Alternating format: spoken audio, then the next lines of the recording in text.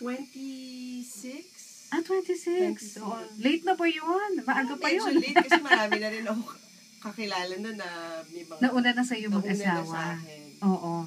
At nung nag-asawa ka, talagang pinag-usapan yung dalawa yun na wala tayo magiging maid sa bahay. Tayo-tayo lang. Yes, I think it also, nakatulong din kasi yung asawa ko laking Amerika eh. Mm. So dun siya Sanay. nag-aral ng high school pati college. Oo. At saka sanay nga siya din sa mga gawaing bahay. Sanay. In fairness, so yung asawa ko lalaki magaling mag-plancha ho ng damit. Talaga, kaysa sa'yo. Kesa sa akin. Pero ngayon ba, natuto ka na magluto? Actually, baby food lang eh. Yun lang, para sa kasi baby dun food. sa mga anak ko, hindi ho kami bumili ng yung mga gawanan na pagkain. So talagang bumibili ako ng mga organic vegetables, tapos niluluto ko ho yun. Tapos yun yung pinapakain ko sa kanila. So, nakatulong ba ito para doon sa mas magandang paglaki ng mga anak mo? Yung mas naging healthy ba sila? Mas naging matalino ba? Mas naging yung hindi masasakitin?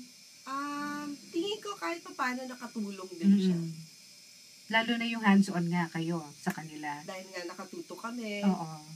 Malaking tulong yun. May mga pagkakataon ba na ipinapasa mo kay nanay, kay Mrs. Elenita Binay, kay Doktora, yung pag-aalaga sa mga apo? Dun sa una kong anak, kasi panganay na apo yung eldest ko eh. So, ano pa lang, yung daddy ko, si ang ating vice president, umaga pa lang yan, tumatawag na sa akin sa bahay na, nasaan ka na? Bakit wala ka pa dito? Papasok na ako sa opisina, hindi ko pa nahahalikan yung apo ko.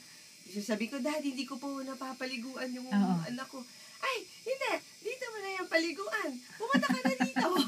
Malayo ba kayo sa kanila?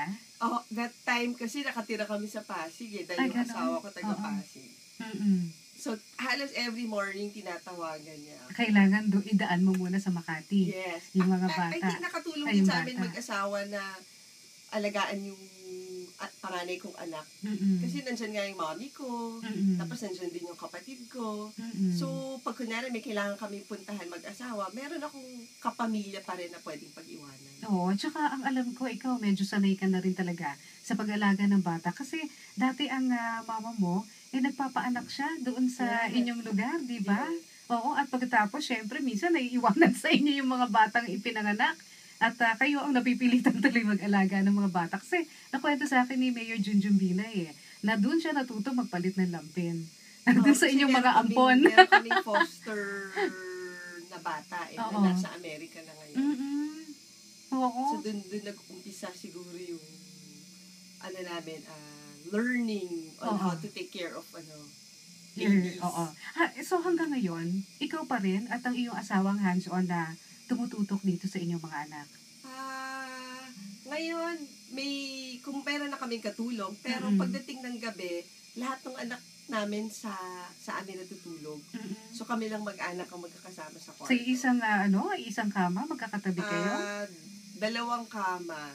So dun sa isang kama, yung 3 lalaki, tapos dun sa kama namin, kami mag-asawa, tsaka yung only girl ko. Talaga? So talaga nga napaka-tight pala ng bonding yung magpapamilya, no? Yes. Oo, paano yan? Hindi lang ako yun pati, kasi alam niyo nakatira lang ho kami sa isang bahay, kasama po ng aming kasama po ng ating Vice President Binay, nasa isang bahay lang ho kami. So ako may isang kwarto, si Mayor po may isang kwarto, tsaka yung isa ko pa ho kapatid. So 1 room each family ho kami. So kung ako ngayon, ganun din ho yung kapatid kong lalaki doon sa mga anak din ho niya. Sama-sama ho kami sa isang kwarto. Talaga? Ito mga anak mo kasi syempre alam naman siguro nila na Vice President ang kanilang lolo. Meron ba silang mga ibang mga pag-iisip tungkol sa kung sino sila? O ano ba ang kanilang iniisip? Sino ba itong mga batang ito?